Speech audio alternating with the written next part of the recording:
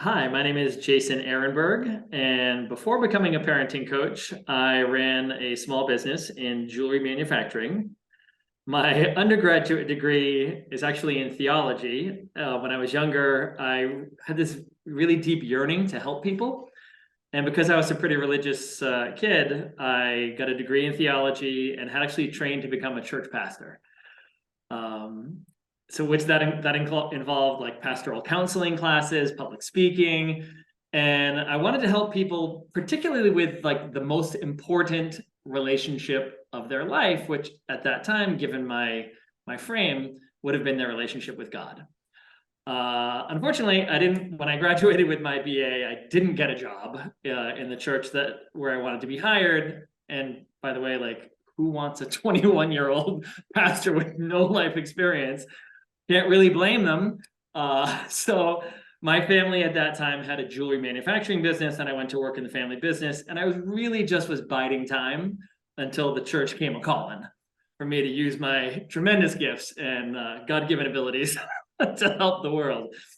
Um, and that call never came. And somewhere along the way, my faith took a dog leg left, and I no longer wanted to be a church pastor anyway.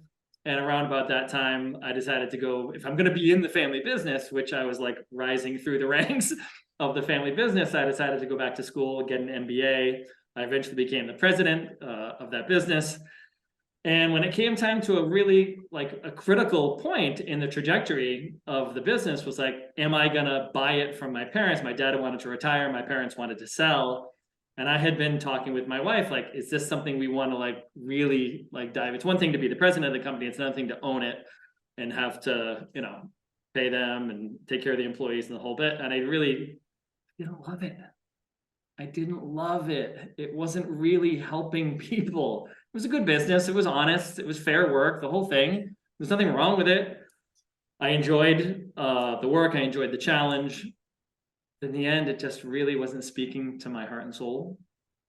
And it was right around that time that we decided, okay, if I'm not going to buy it and take it over, they still wanted to sell it. So I helped my parents sell the business, transfer.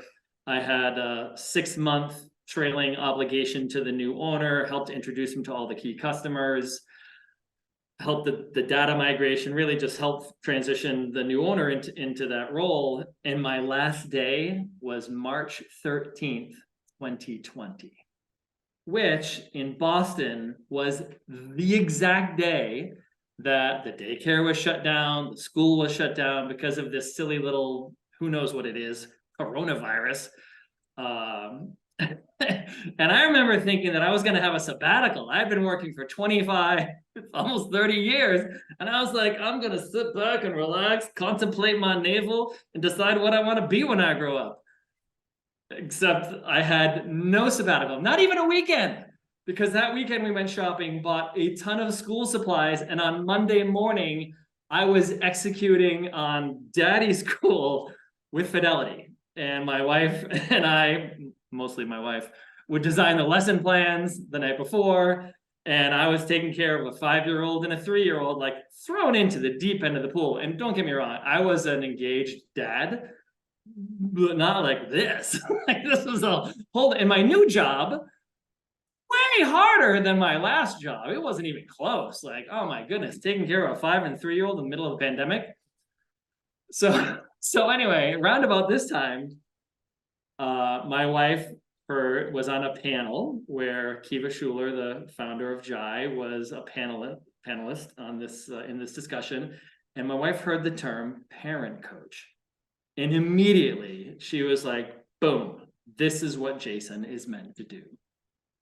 And she was right. She's often right. And I looked into it, and we had decided to spend the money, invest in the program. It was, like I said, it came at a perfect time for me in a career job transition. And we figured, you know what? It's not a ton of money. It's not insignificant, but it's not a ton of money. And if it just helps us with our parenting, that would be good. And if I don't want to go on and be a coach, so be it. I won't. I'll go find something else to do. But it really, really impacted our lives.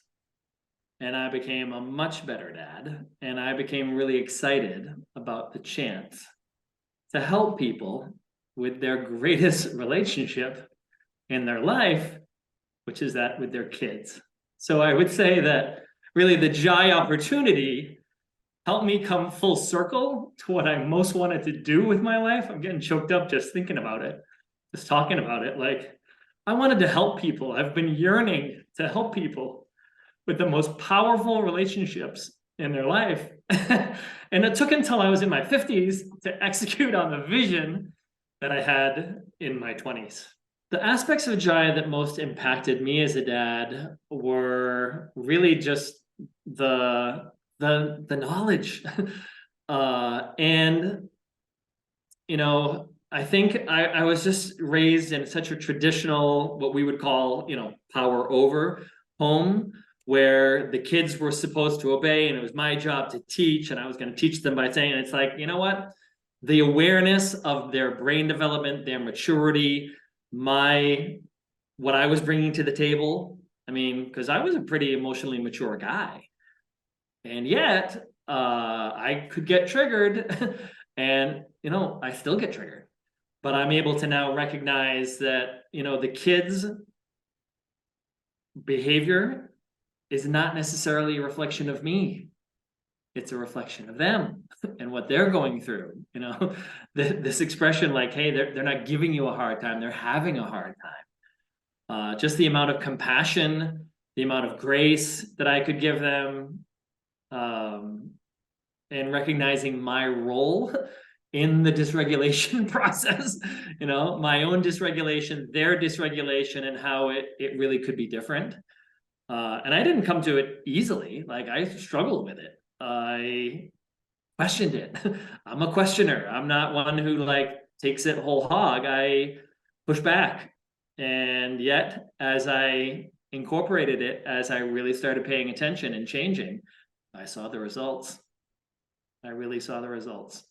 The results for me were just like a calmer house, you know, less yelling, yes, less fighting, less, I don't know, strife, more harmony, more peace. I mean, look, my kids were still little. They still had their stuff. They still got dysregulated, and I still sometimes added fuel to the fire. I was still power over. Like, I didn't turn on a dime and change my parenting overnight. It was and remains a journey for me and for them. But as they're getting older and their brains are developing as, you know, they're meant to do, I'm adding a little more peace and safety to the mix, which was a really big goal for me. So that was huge. Building my parent coaching practice was actually a little bit easier than I thought it was going to be. I knew the big challenge was going to be client acquisition. I knew it from the jump before I even signed up. Like, okay, I'm going to get this knowledge, but you're a sole practitioner. And you've got to go and get the clients, which, given my history in the family business, you know, any business, you got to go and get the clients. You got to go and get the customers. So I knew that was a thing, and I knew that it was going to be a challenge for me, frankly.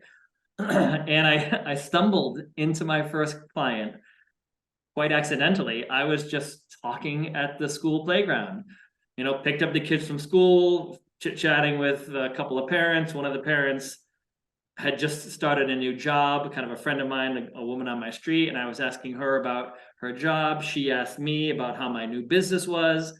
The other woman there said, "Oh, you got a new business? Tell me about it." And she said, "Oh yeah, you guys should talk." And she left.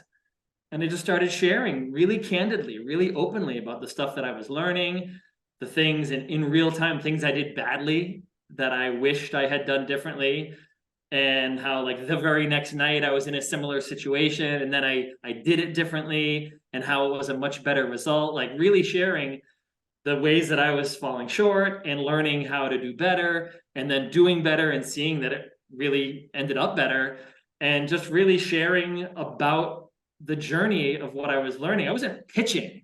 I wasn't trying to sell. Like, I wasn't trying to get a client. I was just sharing what I was learning.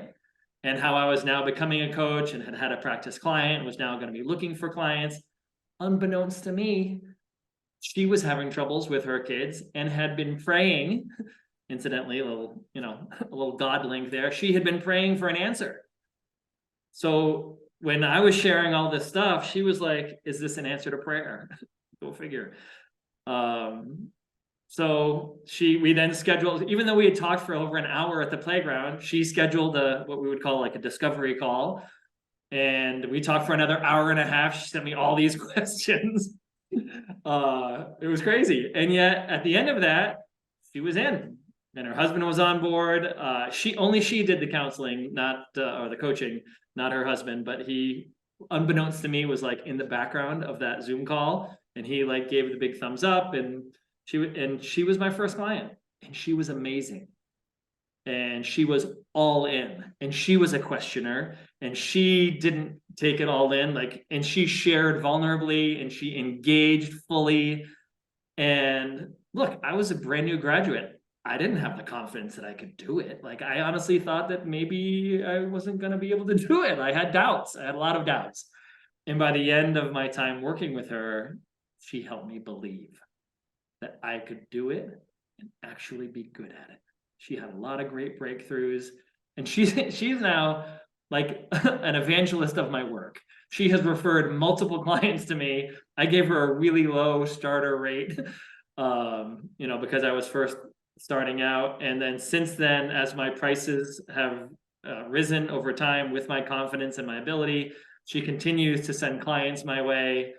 Other clients any client that I work with, at the end, I say, hey, is there anyone else that, you can, because they're telling me how much I help them. And I'm saying, well, if you'd like to help me, let's share this. Let's share this with the world. Do you have other people that I can, be introduced to? And almost every client that I've had has introduced me to a client in turn. And that's how I've grown my business, just by really trying to deliver a good service at a fair price with outstanding customer service. And I let them have me in their back pocket. This first client used to send me like voice memos when she was really upset and triggered, and then I would respond to those. And other people, they call and they email at all different times and send text messages, and I just try to show up for them. And that works. That works. Yeah, if someone was having doubts as to whether they can do it, I mean, welcome to the club. All right, I would say that's normal. That's par for the course. If you think you're not a perfect parent, you can join that. I'm in that club too. I'm not a perfect parent. I've been through the course.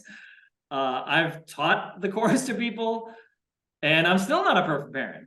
And you know what? I think my clients really like that. I think they relate. I can relate to them, and I share my own stuff. I can say, I don't try to make it about me. Obviously, it's about them. But when it seems like a right opportunity, sometimes I say, oh yeah, I can really relate to that. This is what happened in my house, and this is what I did. And this, it makes me more relatable as a person, as a coach. Who wants to work with someone who thinks they have all the answers? I have a lot of answers. It doesn't mean that I can always implement them, right? I can have a lot of compassion on the journey. That said, I mean, I do think that if you're starting out, you want to give some thought to, can I go out there and share what I've learned? I love the analogy that came up in one of the coaching conferences. I mean, I attend the coaching conferences that Jai offers to keep, sharpen the wheel and stay engaged. And I think it was Kiva Schuler that mentioned, it's like we have invited people to our home, baked these brownies, they can smell the brownies, and then we don't offer them, right? And she encouraged me to think hey, we've got these great brownies, they're delicious, and there's nothing wrong with saying, hey, I baked these brownies, do you want some brownies? And as we talk to people, there's nothing wrong with saying, I'm a parenting coach, if you'd like, I might be able to help you with that. Or telling people who know that I'm a parenting coach, keep your eyes and ears open. There might be someone, you need to be willing to do that. As I mentioned in one of the coaching conferences, I have proven that if you just stay in your house all day, it's really hard to get new clients. Notwithstanding the referrals, which are key, you do really have to be able and willing to put yourself out there.